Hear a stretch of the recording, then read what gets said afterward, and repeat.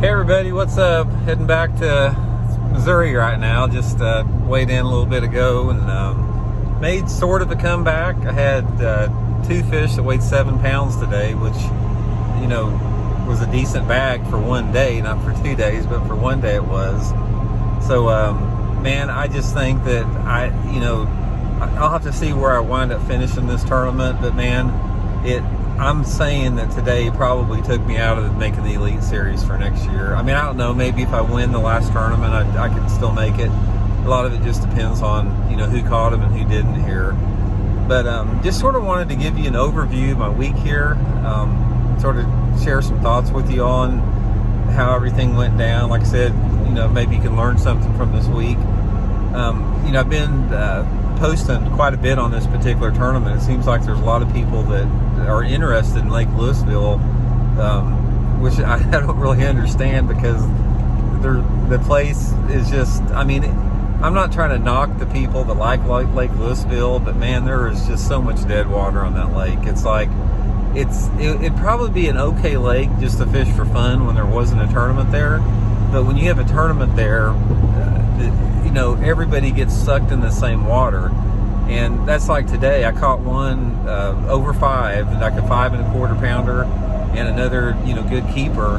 And the place where I caught the 5 pounder on, it was an obvious point. I guarantee there'd been 20 or 30 boats that fished it before I did. And it was all a matter of timing. And that's one of the things I want to talk about here a little bit about Lake Lewisville. What I think you can learn from this particular tournament is timing. Because in this tournament, there was not a lot of different ways to catch them there. There was, some of the guys were fishing offshore. You had some of the locals there that had brush piles, and you can't compete against locals that have brush piles. Some guy blew out 24 pounds yesterday, was just phenomenal. A local that's got like 200 brush piles here. So you had a few of the guys fishing offshore, but most of the people were running the obvious bank cover, which was basically whatever rock was on the lake.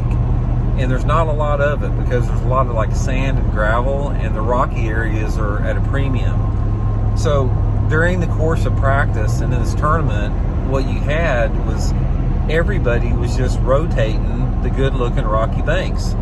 And it was just a matter of being there at the right time with the right bait. In this particular tournament, like I said, I was catching most of my fish on those rocky banks, just on a couple different small crankbaits. And obviously that wasn't the best choice with the wind, because, you know, I just didn't do that good in the tournament. So the guys that did well in this tournament, that were on the rotation of those rocks, it was a combination of being there at the right time with the right bait at the right angle. That big one I caught today, the 5 pounder, there was like it was a rocky point, and there was like a boulder that was sticking out of the water, maybe 10 foot off the bank, and I happened to come past the outside edge of this particular boulder at just the right angle and caught that fish. And if I would have come from a different angle or made a different cast, I probably wouldn't have caught that fish. And that to me was the key here, was you know, just the randomness of the angle on these banks. And a lot of it had to do with the wind, because a lot of times you could not fish the banks but one direction, because we had hard wind both days, 20 to 30 mile an hour with gusts, so that made it tough there. But anytime you're fishing a lake like Lewisville, like I said, you got to expect that it's going to be a grind. If you can find something off the wall, you know, you're going to be really ahead of everybody else. But basically, if you're in a situation like I was, where you don't know the lake and you don't have a lot of practice time to look around, and the weather does not allow you to move around a lot like we had, you're forced to fish the obvious stuff. And when you're doing that, you have to determine the mood and the personality of the fish. Do the fish want a slow bait? Do they want a moving bait? Are they on the bottom? Are they up in the water column a little bit more? And, you know, here on Lake Lewisville, they were all over the place, because there's so much shad and so many white bass in this lake that you'd pull up on these points and you'd see fish everywhere on your electronics. And the largemouth were just mixed in there with the big schools of white bass. that big one I caught today, I caught 3 white bass on back-to-back casts, 3 in a row, and then I threw in there and caught that big largemouth right mixed with the white bass. So it sort of reminds me back home at Grand Lake a little bit. That's how it gets there. But anyway, like I said, man, this was a disappointing, tough tournament for me. Man, I really needed to do good in this tournament for the elites. Realistically, I think I probably took myself out of it. So if that's the case, I'll just have to regroup for next year, or go down to Lay Lake, and if I can win that tournament at Lay Lake, you qualify for the Classic, which would be good.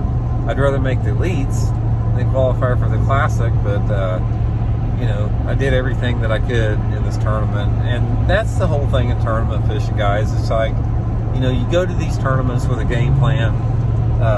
Sometimes it works out, sometimes it doesn't. Sometimes the game plan can be modified. Sometimes you adapt and make the right decisions, and other times you don't. And in this particular tournament, this is one of the tournaments that I haven't had a chance to look back. Man, it's really bumpy here, the road. I haven't had a chance to look back and say, hey, this is what I would have done different, because I really feel that I was doing the right thing here. I think I was in the right water.